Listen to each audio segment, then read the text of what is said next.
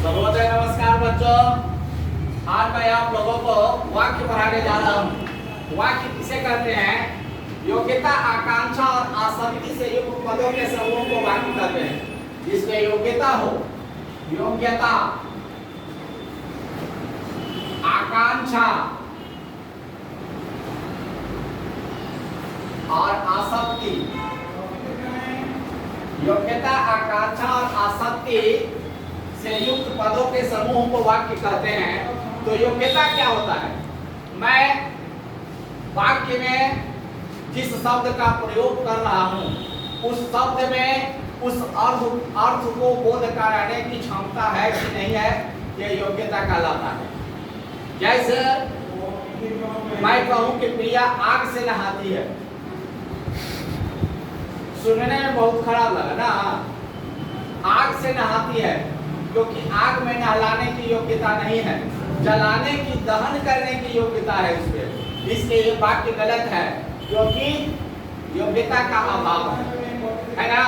लेकिन हम आग के जगह बोले प्रिया पानी से नहाती है तो ये वाक्य होगा। हम अभी बोले प्रिया 1 घंटा के बाद बोले नहाती है, यह अभी वाक्य नहीं होगा।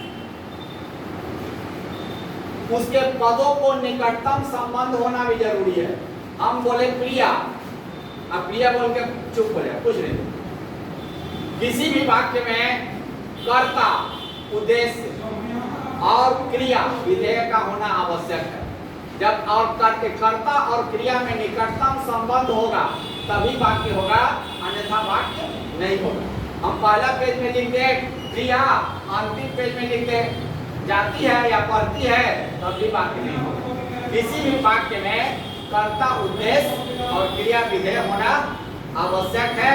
तो वही कहते हैं योग्यता। जो ही हम बोले क्रिया, आप सबों के मन में उत्कंठा हुई, जानने की इच्छा हुई कि क्या कहना चाहते हैं। इसका क्या नाम है? हम बोले क्रिया और उसके बाद चुप हो गए, वाक्य नहीं होगा। हम बोले क्रिया तो सबके मन में उत्कंठा उत्पन्न हुई, जानने की इच्छा हुई क्या कहना चाहती है। उसके बाद हम बोले मीत की किताब, और जब तक चुराली नहीं बोलेंगे तब तक उत्कंठा समाप्त नहीं होगी। जब तक क्रिया नहीं बोलेंगे तब तक समाप्त नहीं होगी। तो जब हम ये तीनों चीज, योग्यता होगा, आकांक्षा होगा और आसक्ति मतलब होता है निकटता, पदों के निकटतम संबंध। आकांक्षा मतलब होता है जानने की इच्छा, उत्कंठा।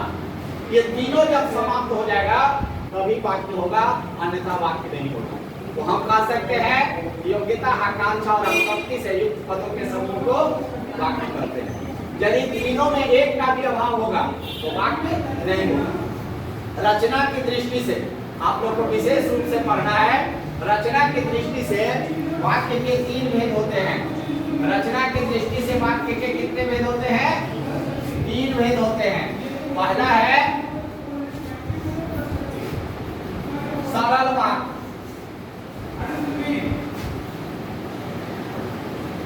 दूसरा है मिश्र वाक्य और तीसरा है संयुक्त वाक्य।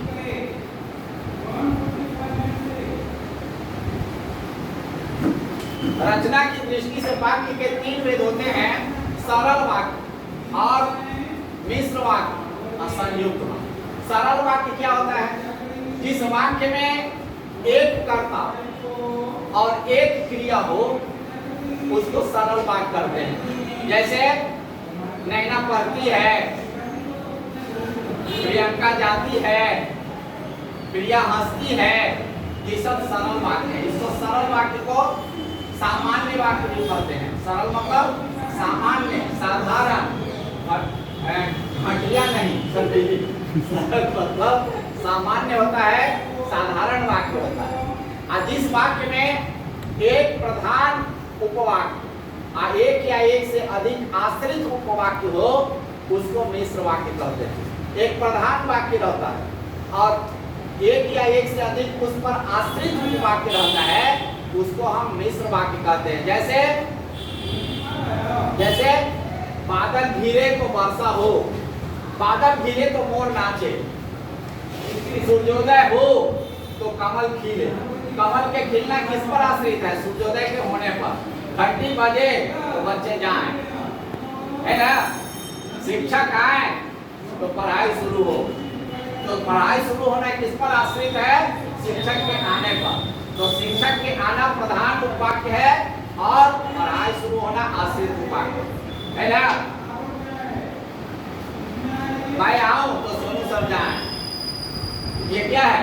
मेरे आने पर सोनू सर के जाए। सूर्योदय होने पर कमल खिले, एक ये सूर्योदय होना प्रधान उपवाक्य है और कमल खिलना आश्रित उपवाक्य। मिश्र वाक्य समझ गए? बादल घिरे तो मोर नाचे।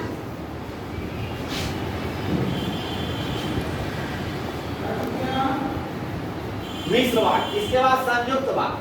संयुक्त वाक्य में एक या एक से अधिक कर्ता होता है और एक या एक से अधिक क्रिया भी होती है। एक प्रधान उपवाक्य होता है, एक या एक से अधिक आश्रित उपवाक्य होता है और आदि अव्यय से जुड़ा रहता है वाक्य, और आदि अव्यय से जुड़ा रहता है। जैसे नैना, मानसी, अमी, पढ़ती है, नाचती है और गाती भी। तीन करता है ना, क्रिया भी तीन हो गए, ये हो गया। और आदि अव्यय से जुड़ा हो, है ना। अव्यय किसे कहते हैं? जिसका रूप लिंग पुरुष वचन में नहीं बदलता है उसको अव्यय कहते हैं। तो और आदि पढ़ती तो है लेकिन खेलती नहीं है, ऐसा भी हो सकता है ना। ये सब क्या है? संयुक्त वाक्य। जिस वाक्य में एक या एक से अधिक कर्ता हो और क्रिया हो और आदि अव्यय से जुड़ा हो उसको संयुक्त वाक्य कहते हैं। जैसे मानसी, नैना, मीत पढ़ती है, खेलती है और नाचती भी है और गाती भी, है ना। तो ये हो गया संयुक्त वाक्य। आप लोग को वाक्य परिवर्तन करने के लिए आएगा, रूपांतर करने के लिए। सरल वाक्य दे देगा, उसको कहेगा कि संयुक्त वाक्य में परिवर्तन कीजिए, इसी तरह परिवर्तन करना होगा। मिश्र वाक्य दे देगा और बोलेगा सरल वाक्य में इसको रूपांतर कीजिए, बदलिए। इसी को कहते हैं वाक्य का रूपांतर करना, परिवर्तन करना। अब दूसरी बात है वाक्य शुद्ध करना है, वाक्य संशोधन। तो कर्ता जिस पुरुष वचन का होगा, क्रिया यदि उसी पुरुष वचन में रखेंगे तो हमारा वाक्य शुद्ध हो है। और कर्ता यदि आदरणीय व्यक्ति है तो क्रिया को हम बहुवचन में रखते हैं, है ना। सोनू सर पढ़ता नहीं है, ऐसा बोलता है कोई? सोनू सर पढ़ते हैं, है ना। क्रिया को बहुवचनांत में रखते हैं जब किसी को आदर देना होता है तब। ये सब बात को ध्यान में रखना होगा। कर्ता यदि पुल्लिंग है तो क्रिया भी पुल्लिंग में होगी। कर्ता स्त्रीलिंग है तो क्रिया स्त्रीलिंग में होगी। हिंदी वाक्य बनाने में, संशोधन में ये सब आवश्यक है। कर्ता जिस पुरुष वचन का होगा क्रिया उसी पुरुष वचन में रखेंगे, वाक्य शुद्ध होगा। तो ये रचना की दृष्टि से वाक्य के 3 भेद होते हैं, बहुत इंपॉर्टेंट है। 10th में भी आएगा, 9th में भी आएगा, है ना। अब आइए अर्थ की दृष्टि से। अर्थ की दृष्टि से वाक्य के कितने भेद होते हैं तो बताओ, जल्दी बताओ। ये रचना की दृष्टि से, रचना की दृष्टि से वाक्य के 3 भेद होते हैं, सरल वाक्य, मिश्र वाक्य या संयुक्त वाक्य। अर्थ की दृष्टि से वाक्य के हमको लगता है 8 भेद लिखाए होंगे 8th क्लास में। रचना की दृष्टि से वाक्य के 8 भेद होते हैं। बताओ कौन कौन होते हैं? हमको याद नहीं है, ग्रामर का बुक है, बोलो।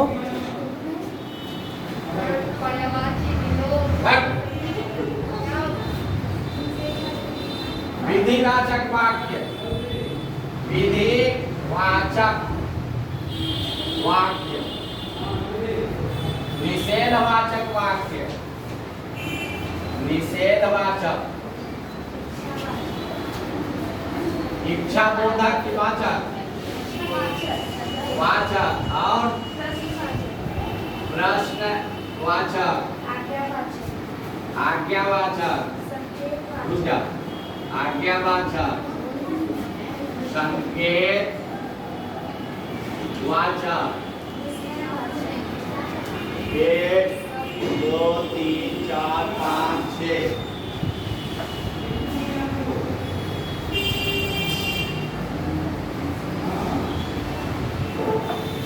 1 2 3 4 5 6 7 8 9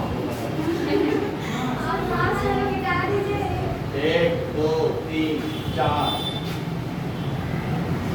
1 2 3 4 5 6 7 संकेत वाचक, असंदेह वाचक, संदेह वाचक, विस्मयादि बोधक, विस्मय वाचक कहो चाहे विस्मयादि बोधक, ठीक है ना। तो विधि वाचक क्या है? विधि के विधान है, परंपरा से चली आ रही है कि सूर्य पूरब में उगते हैं। सूर्य किधर उगते हैं? पूरब में उगते हैं, पश्चिम में डूबते हैं। ये विधि का विधान है। जाता से ही ध्रुवो मृत्यु, अध्रुवो जन्म मृतस्य च। जो जन्म लेता है उसकी मृत्यु निश्चित है, और जो मरता है जिसकी मृत्यु होती है उसका जन्म किसी न किसी जीव में आवश्यक है। ये क्या है? विधि का विधान है ना। ये बात परंपरा से चली आ रही है, ये सत्य है, इसलिए ये वाक्य हो गया विधिवाचक। समझ गए? निषेधवाचक है, तुम मत पढ़ो, ये मत पढ़ो। मत क्या है? हम मना कर रहे हैं पढ़ने के लिए, है ना। तुमको नहीं जाना चाहिए, ये निषेधवाचक वाक्य। तुमको खाना नहीं खाना चाहिए, ये क्या है? निषेधवाचक वाक्य। इच्छावाचक, मैं चाहता हूं कि तू सब 90% से ऊपर नंबर लाओ, इच्छा है मेरी, लेकिन कर्म तो तुम्हारा है, तुम जैसा कर्म करोगे ऐसा फल मिलेगा। ये इच्छावाचक वाक्य हुआ। प्रश्नवाचक, कौन आया है, कहाँ जाना चाहती हो, क्या पढ़ना चाहती हो, ये प्रश्नवाचक वाक्य हुआ। आज्ञावाचक, मन लगाकर पढ़ो, आज वाक्य पढ़ा रहा हूं, इस वाक्य को याद करो, ये क्या है? आज्ञावाचक वाक्य।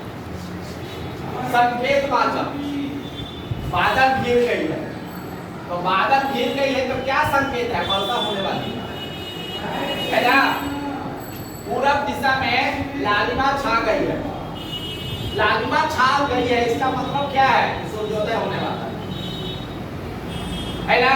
ये संकेतवाचक वाक्य। 11:40 हो गया, इसका क्या मतलब?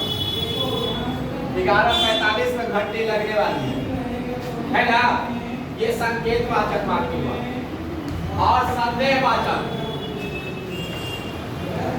ट्रेन आ गई होगी, मम्मी खाना बना रही होगी, रसगुल्ला बनाई है कि नहीं बनाई है पता नहीं है, लेकिन अनुमान लगा रहे है ना। जो अनुमान लगाया जाता है तो क्या कहते हैं उसको? संदेहवाचक वाक्य कहते हैं। अब विस्मयादि बोधक, बाहर नहीं ना, तुमने तो कमाल कर दिया, ये बात क्या है? विस्मयादि बोधक। अरे राम, आज तो बहुत उपस्थिति हो गया, अरे वाह, ये सब विस्मयादि, आश्चर्य, क्षोभ, दुख आदि भावनाओं को व्यक्त करने के लिए जिन वाक्यों का प्रयोग किया जाता है उसको कहते हैं विस्मयादि बोधक वाक्य। अब आपने आज वाक्य पढ़ा, वाक्य के भेद पढ़ा, अब इसको याद कीजिएगा। धन्यवाद बच्चों, और अगले क्लास में मैं पढ़ाऊंगा।